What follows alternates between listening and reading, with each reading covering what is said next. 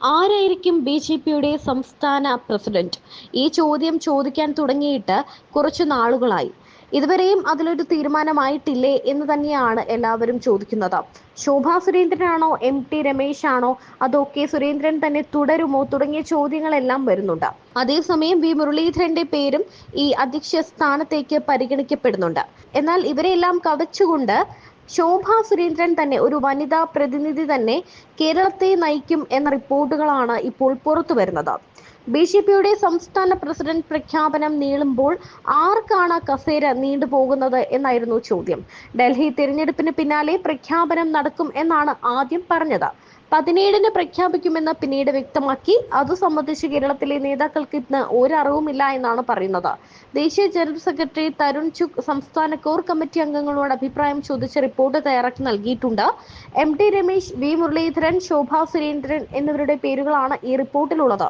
അതിനുശേഷം ദേശീയ നേതൃത്വം കേരള നേതാക്കളോട് ചർച്ചയൊന്നും തന്നെ നടത്തിയിട്ടുമില്ല.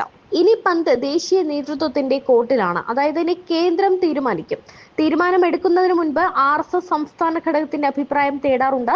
സംസ്ഥാന പ്രസിഡന്റ് തിരഞ്ഞെടുപ്പിന്റെ വരണാധികാരി പ്രഹ്ലാദ് ജോഷിയാണ്. അടുത്ത ദിവസങ്ങളിലൊന്നും ജോഷി കേരളത്തിലേക്ക് യാത്ര നിശ്ചയിച്ചിട്ടുമില്ല. തീരുമാനമെടുത്തു കഴിഞ്ഞാൽ നാമനിർദ്ദേശ പത്രിക സ്വീകരിച്ച് സംസ്ഥാന കൗൺസിൽ അംഗങ്ങളുടെ യോഗത്തിൽ തിരഞ്ഞെടുപ്പ് നടപടി പൂർത്തിയാക്കി പ്രഖ്യാപനം നടത്തുകയാണ് പതിവ്. അത്തരമൊരു യോഗത്തിനുള്ള വിളി പ്രതീക്ഷിച്ചിരിക്കുകയാണ് കേരളത്തിലെ നേതാക്കൾ.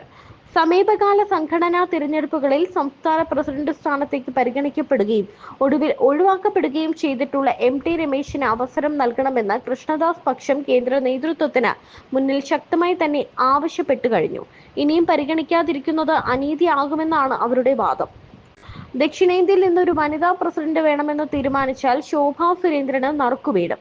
വി. മുരളീധരന് വേണ്ടിയും ഒരു വിഭാഗം വാദിക്കുന്നുണ്ട്. എന്നാൽ മുരളീധരന് ദേശീയ നേതൃത്വത്തിൽ നിർണായക ചുമതല ഇക്കുറി ലഭിക്കും എന്നാണ് അറിയുന്നത്. പ്രഖ്യാപനം വൈകുന്തോറും സംസ്ഥാന പ്രസിഡന്റ് സ്ഥാനത്തേക്ക് കെ. സുരേന്ദ്രന് തുടരാൻ അവസരം ഒരുങ്ങുമെന്ന് സുരേന്ദ്രൻ പക്ഷത്തെ നേതാക്കൾ കരുതുന്നുണ്ട്. സംസ്ഥാന മുഖ്യമന്ത്രിമാരെ തീരുമാനിക്കുമ്പോൾ ചെയ്യാറുള്ളതുപോലെ ദേശീയ നേതൃത്വം അപ്രതീക്ഷിത മുഖങ്ങളെ അവതരിപ്പിക്കുമെന്ന് കരുതുന്നവരുമുണ്ട്. എന്തായാലും വരുന്ന ദിവസങ്ങളിൽ തന്നെ കേന്ദ്രത്തിന്റെ തീരുമാനം അറിയാൻ സാധിക്കും. ഇക്കുറി മുഖ്യമന്ത്രി സ്ഥാനത്തേക്ക്, അതായത് ഡൽഹി മുഖ്യമന്ത്രി സ്ഥാനത്തേക്ക് ഒരു വനിതയെ തന്നെ തിരഞ്ഞെടുത്തിരിക്കുകയാണ്. അതേസമയം വനിതകൾക്ക് മുൻഗണന നൽകുന്ന, വനിതകൾ മുന്നോട്ട് വരണം, വനിതകൾ ഭരിക്കണം എന്ന് പറയുന്ന, ഇപ്പോൾ നമ്മൾ നോക്കിയാൽ മനസ്സിലാകും, നമ്മുടെ രാഷ്ട്രപതി സ്ഥാനത്തിരിക്കുന്നത് ദളിത് വിഭാഗത്തിൽപ്പെട്ട ദ്രൗപദി മുർമുവാണ്. അതും നമ്മളെ നയിക്കുന്നത് ഒരു വനിതയാണ്. ഡൽഹി മുഖ്യമന്ത്രിയായി ബി.ജെ.പി തിരഞ്ഞെടുത്തതും ഒരു വനിതയെ തന്നെയാണ്. എന്തായാലും ഏറ്റവും കൂടുതൽ സാധ്യതയുള്ളത് ശോഭാ സുരേന്ദ്രന് തന്നെയാണ്.